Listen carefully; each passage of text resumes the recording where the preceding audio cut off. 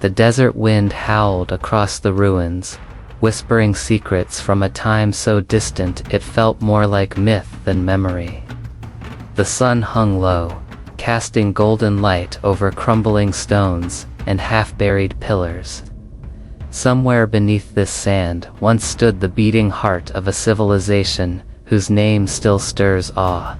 A kingdom that wrote no final chapter. A people whose story has never been fully told. Some call them legends. Others call them mysteries. Yet, for the descendants of Africa, they are neither, because their blood, their music, their spirit still flows in living veins. Our journey begins on the banks of the Nile, long before the pyramids of Giza became the world's postcard for ancient glory. This era was the era of the black pharaohs of Kush warriors, builders, and priests who ruled with a vision that blended the earthbound and the divine. Even today, in the Sudanese desert, colossal statues lie face down, their noses broken, their inscriptions half erased, as if history itself tried to bury their memory.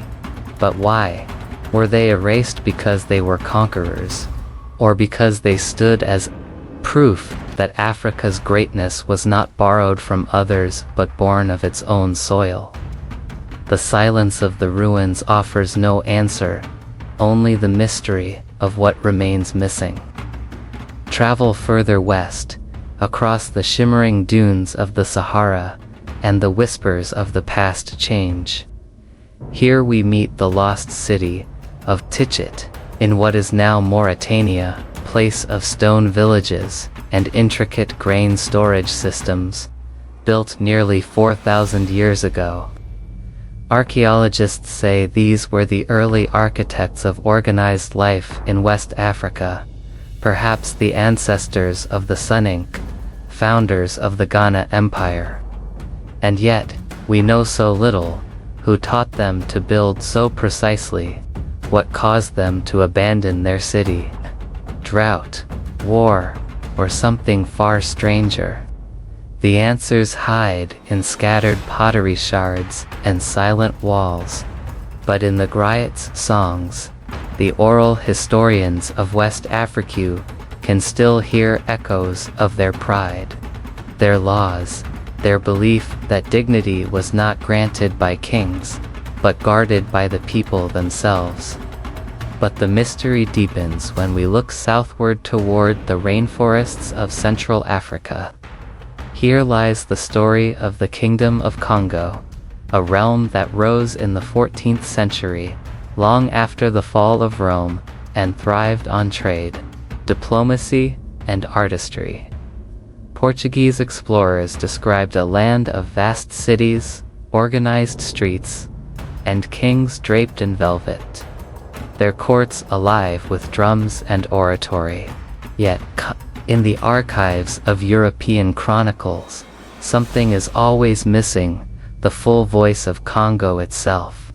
Letters from the kings survive, written in refined Portuguese, pleading for equality, for mutual respect, for an end to the trafficking of their people. But those pleas were swallowed by centuries of exploitation.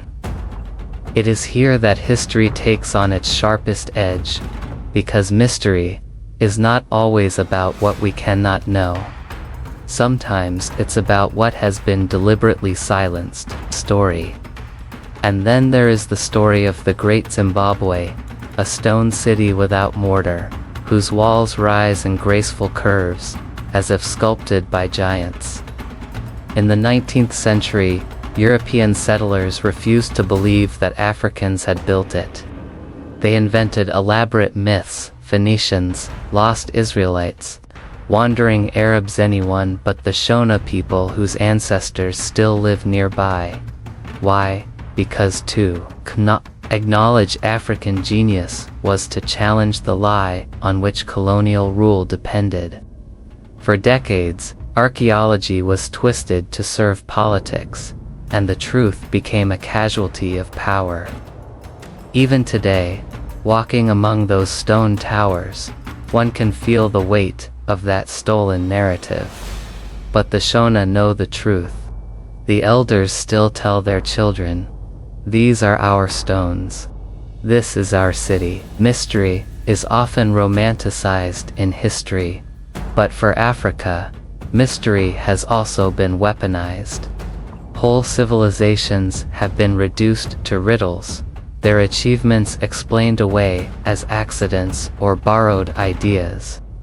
The deeper question becomes not just what happened to these empires, but why the world has been taught to forget them. Now imagine the journey of these stories across centuries. Picture the merchant ships sailing from Timbuktu, loaded with manuscripts bound in leather, filled with astronomy, medicine, and law. Picture the Islamic scholars debating philosophy in the markets of Gao, where traders from across the Sahara brought gold, salt, and news from as far as China. Timbuktu, once the jewel of learning in the Islamic world, became a legend in Europe when colonial troops reached it. They burned libraries, scattered manuscripts, and laughed at the idea that Africans could master science.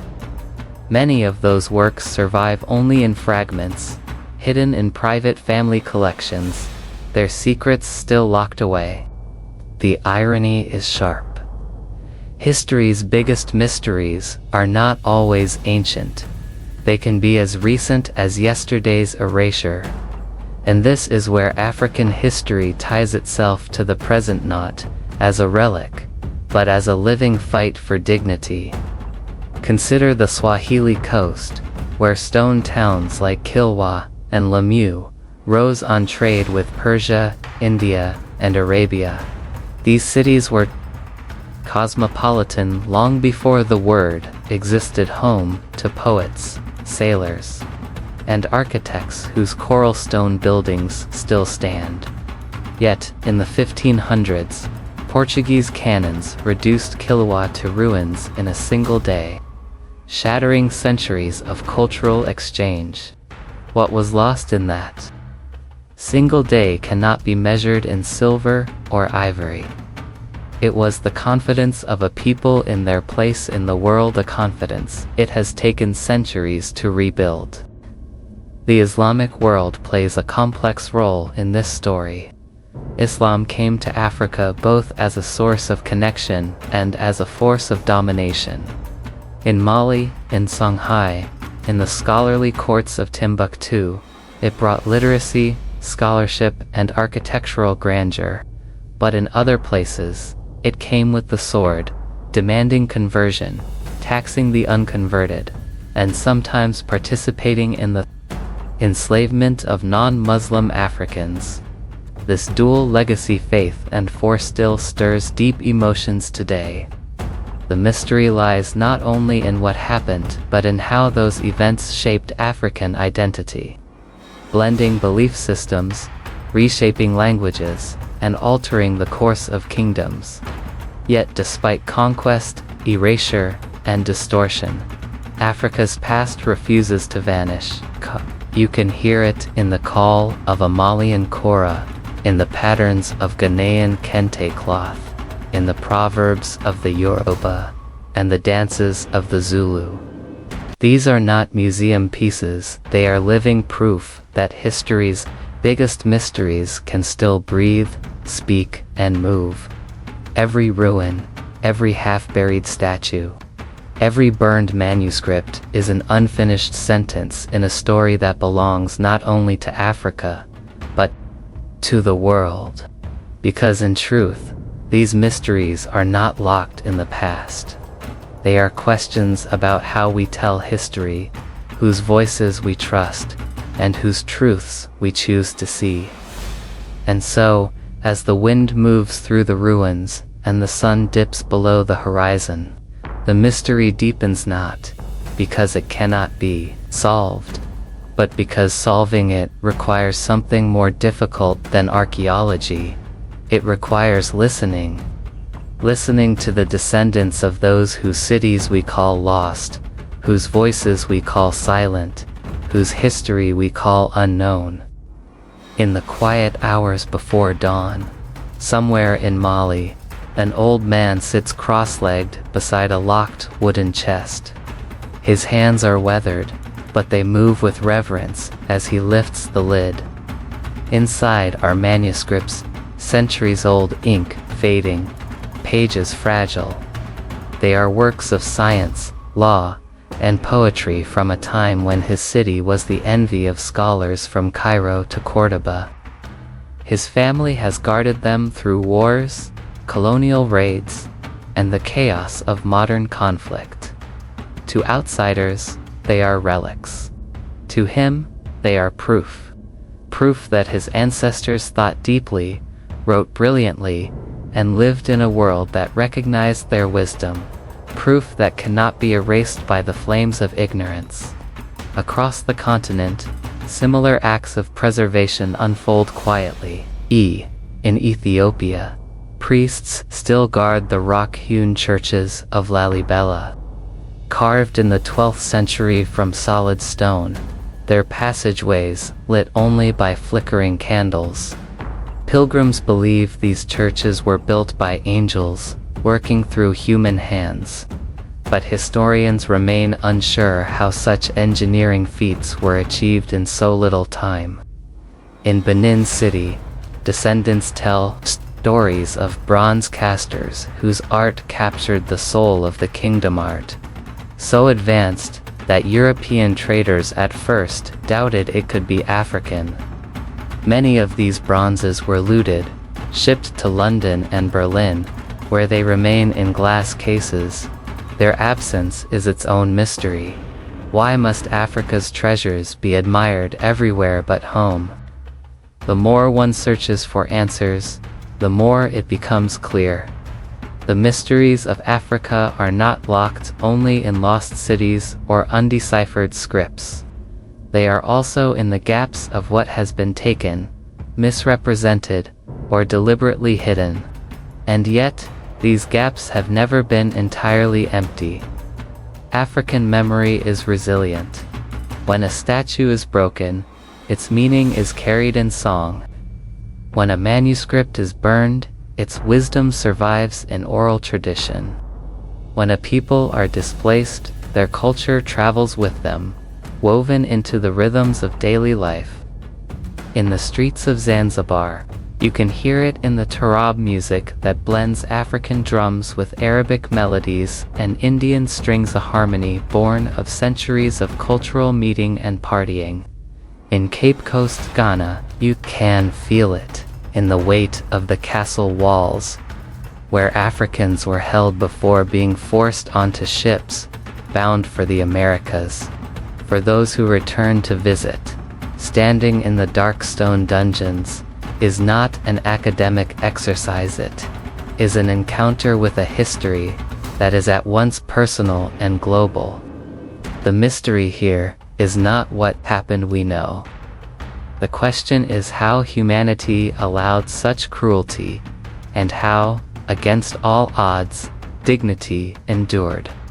There are stories of courage that pierce the fog of forgotten history. Stories like that of Queen Nzinga, of Ndongo and Matumba, who in the 17th century stood before Portuguese emissaries and refused to sit on the floor during negotiations.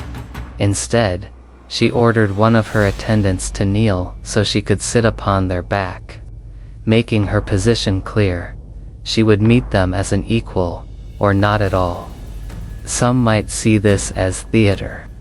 Others see it as a declaration that no matter the imbalance of power, dignity is non-negotiable.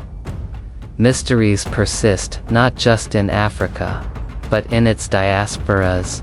The spirituals sung by enslaved Africans in the Americas carried coded messages, maps to freedom, disguised as hymns. Caribbean folk tales feature trickster heroes whose roots trace back to West African mythology, surviving centuries of dislocation. The blending of African traditions with Christianity, Islam, and indigenous beliefs created entirely new systems of meaning. But in each transformation, there is an unanswered question. What original forms, what pure expressions of those ancient cultures were lost along the way? Some historians argue that the greatest mystery in African history is not a single lost city or forgotten king, but the extent of the connections between Africa and the wider world before European colonization. Evidence of African presence in the Americas long before Columbus has been found: artifacts, inscriptions, even possible botanical traces, but the debates rage on, tangled in politics and pride.